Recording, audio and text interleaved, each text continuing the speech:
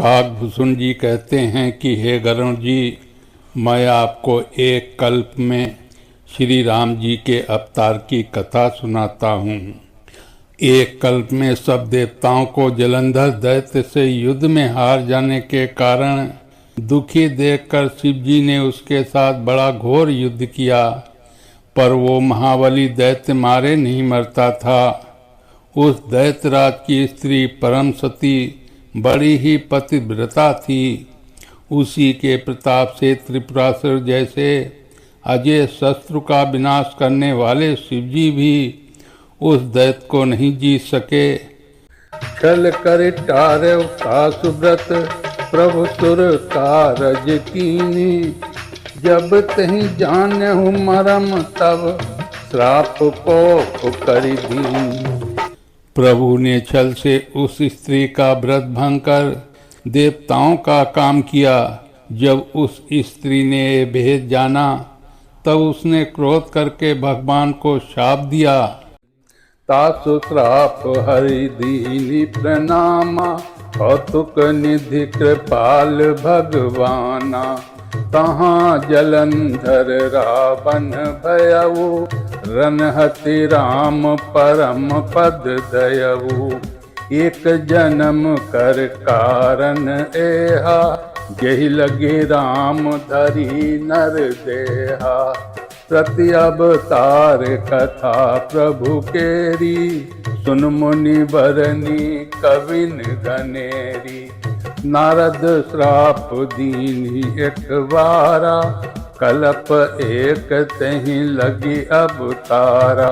गिरजा चकित भई सुनि बानी, नारद विष्णु भगत मुनि ज्ञानी।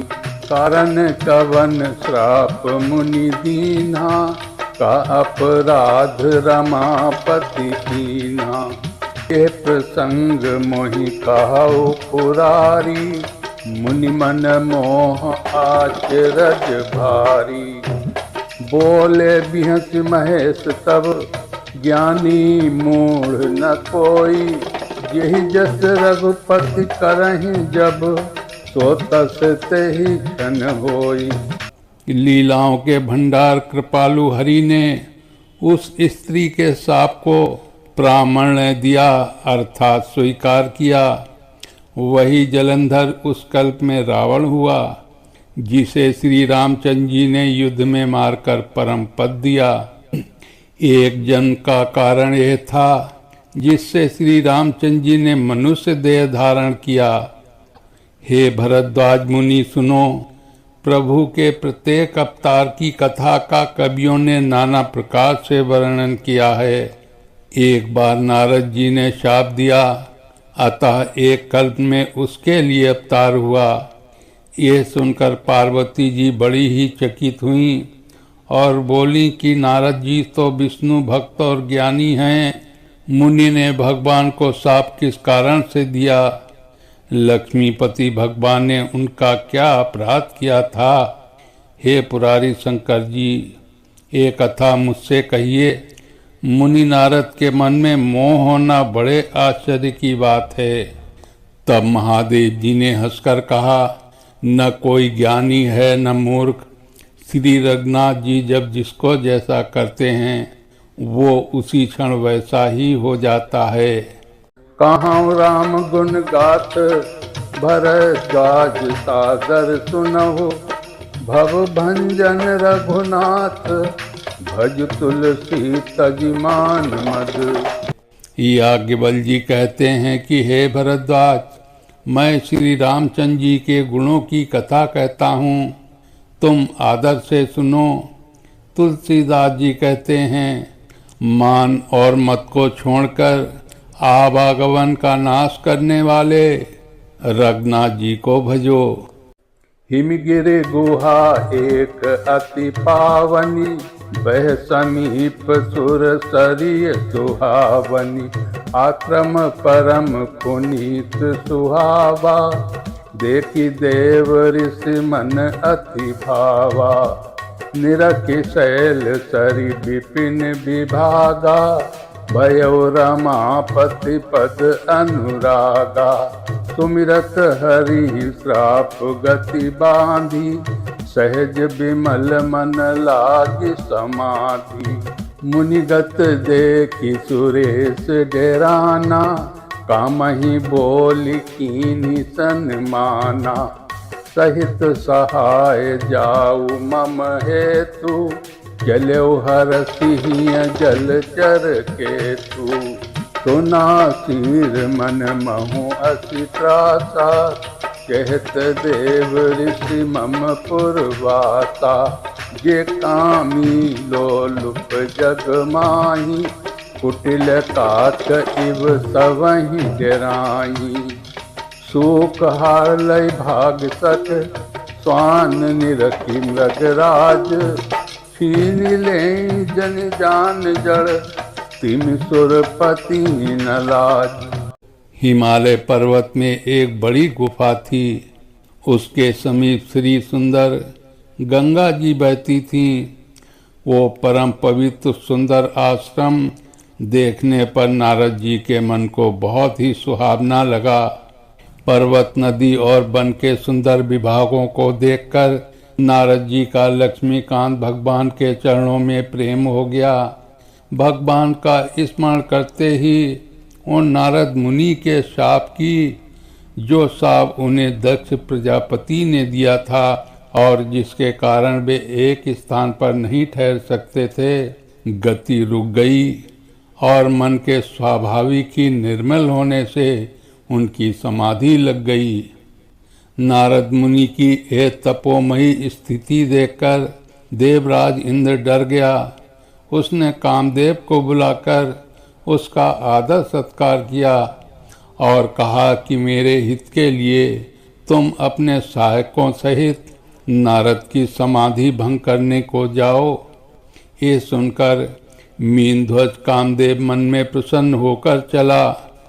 इंद्र के मन में यह डर हुआ कि देवर्षि नारद मेरी अमरावती का निवास राज्य चाहते हैं। जगत में जो कामी और लोभी होते हैं, वे कुटिल कौवे की तरह सबसे डरते हैं। जैसे मूर्ख कुत्ता सिंह को देखकर हड्डी लेकर भागे और मूर्ख ये समझे कि कहीं उस हड्डी को सिंह छीन न ले, वैसे ही इंद्र को नारद जी मेरा राज्य छीन लेंगे, ऐसा सोचते लाज नहीं आई। ते आश्रम ही मदन जब गयऊ, निज माया बसंत निर्मयऊ। कुसुमित विविधि बिटप बहुरंगा, पूजहि कोकिल गुंजहि भृंगा। चली सुहावनी त्रिविधि बयारी, काम कृसान बढ़ावनिहारी। रंभादिक सुर नारी नवीना, सकल असम सर कला प्रवीणा। करहि गान बहुतान तरंगा, बहुविधि क्रीड़हि पानी पतंगा। देख सहाय मदन हरसाना, कीनहि पुनि प्रपंच विधि नाना। काम कला कछु मुनि न व्यापी, निज भय डरेउ मनोभव पापी। सीम के चापी सकई को तासु, बड़ रखबार रमापति जासु। सहित सहाय सभीत अति, मानिहारी मन मैन। गहे सिजाई मुनि चरण तब, कही सुठी आरती बैन। जब कामदेव उस आश्रम में गया, तब उसने अपनी माया से वहाँ वसंत ऋतु को उत्पन्न किया। तरह तरह के वृक्षों पर रंग बिरंगे फूल खिल गए। उन पर कोयलें कूकने लगीं और भौरे गुंजार करने लगे। कामाग्नि को भड़काने वाली 3 प्रकार की शीतल मंद और सुगंध सुहावनी हवा चलने लगी। रंभा आदि नवयुक्ति देवांगनाएं, जो सबकी सब काम कला में निपुण थीं, वे बहुत प्रकार की तानों की तरंग के साथ गाने लगीं और हाथ में गेंद लेकर नाना प्रकार के खेल खेलने लगीं। कामदेव अपने सहायकों को देखकर बहुत प्रसन्न हुआ और फिर उसने नाना प्रकार से माया जाल किए, परंतु कामदेव की कोई भी कला मुनि पर असर न कर सकी। तब तो पापी कामदेव अपने ही नाश के भय से डर गया। लक्ष्मीपति भगवान जिसके बड़े रक्षक हों, भला उसकी सीमा मर्यादा को कोई दबा सकता है। तब अपने सहायकों समेत कामदेव ने बहुत डरकर और अपने मन में हार मानकर बहुत ही आर्त दीन वचन कहते हुए मुनि के चरणों को जा पकड़ा।